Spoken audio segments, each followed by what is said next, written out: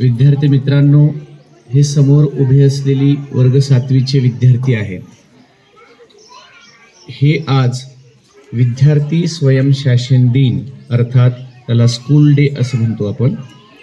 तर आजच्या या दिवशी हे गुरुजी झालेले आहेत आणि हे तुमच्या वर्गावर येऊन शिकवतील. मित्रांनो, या शाळेतील या लेकरांचं शेवटचं वर्ष आहे आणि अगदी 1-1.5 महिन्यानंतर हे पुढच्या शिक्षणासाठी जातील. त्यापूर्वी गुरुजी होण्याचा एक अनुभव यांना मिळावा.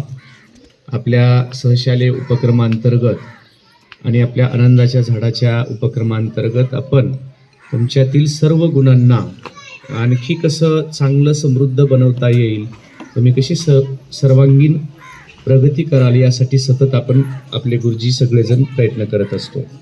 आज हा एक वेगळा अनुभव आपण या सर्वांसाठी देत आहोत आणि ह्या अनुभवांची शिदोरी अशीच त्यांच्या आयुष्यामध्ये पुढं कामात येणार आहे. आज यात अनेक गुरुजी लोकांनी, कुणी इंग्रजी शिकवणार आहे, कुणी मराठी शिकवणार आहे, विज्ञान शिकवणार आहे आणि आम्ही गुरुजी लोक पाहणार आहोत की तुम्ही कशा पद्धतीनं वर्ग हाताळतात. कुणी आमची नकल करू शकतं आहे की नाही, मुख्याध्यापकाची नकल करते. तुम्हाला लक्षात येईल की गुरुजी आपल्याला कशी शिक्षा देतात, कसे बोलतात. असे अनुभव यासुद्धा आपल्याला मॅडम नवीन देतील आणि हा खरंच एक सोनेरी अनुभव असतो, सोनेरी क्षण असतात आणि हे सोनेरी क्षण आपण जपले पाहिजेत.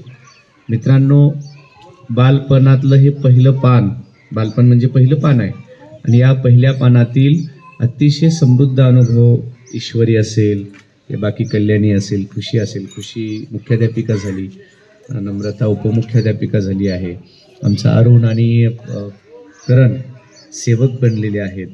हा अनुभव फार चांगला असतो. मी पण माझ्या 10वीला असताना मला माझ्या 10वीतल्या मुलांची आठवण येते की मी सुद्धा 10वीला असताना असाच एक विद्यार्थी स्वयंशासन दिनाला मी सुद्धा एक गुरुजी झालो होतो आणि आनंदाची गोष्ट म्हणजे मी तुम्हाला सांगतो की त्याच वेळी ठरलं गेलं होतं की मी गुरुजीच होणार.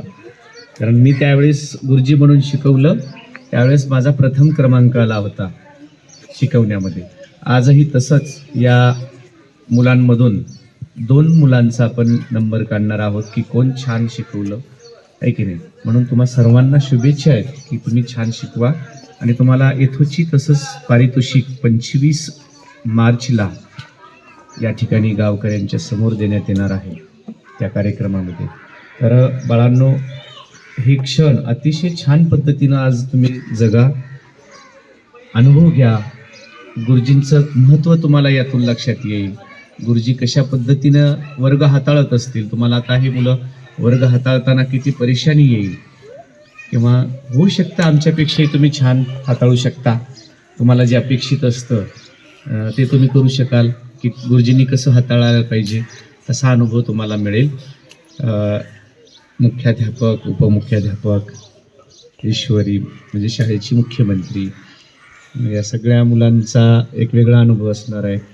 त्या पलीकडं दिसणार आहे त्या चतुर पांडे, साक्षी, ह्यासुद्धा तुमच्यासमोर आज नेहमी नाटकातल्या वेगवेगळ्या पात्रामध्ये येतात पण आज त्या एक गुरुजी म्हणून येत आहेत. स्वाती आहे, स्वातीला डॉक्टर बनायचं आहे. त्यानंतर कल्याणी आहे, पायल आहे की नाही, प्रयाससुद्धा आहे.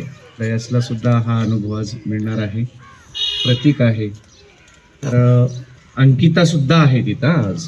अंकिता पलीकडं आहेत.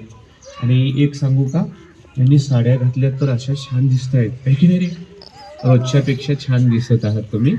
तर तुम्हा सर्वांना खूप खूप शुभेच्छा बेटा. हे अनुभव चांगल्या पद्धतीनं आपण जगूया आणि यातले शिक्षक होण्याचे बीज आजच तुमच्या लक्षात येतील की मी खरंच शिक्षिका होऊ शकते. अनेक जण इंजिनियर होईल म्हणतो, कुणी डॉक्टर होईल म्हणतो, पण शिक्षक कुणी व्हायचं म्हणत नाही. पण आमच्या शीतलनं मात्र ठेवलं, जी आता कॅमेरेमनचं काम करते आहे, ते या कॅमेऱ्यामध्ये नाही आहे, पण ते शीतलला शिक्षकच पाहिजे त्यानं ठरवलं आहे. तर ते नक्कीच बनेल असं मला वाटतंय.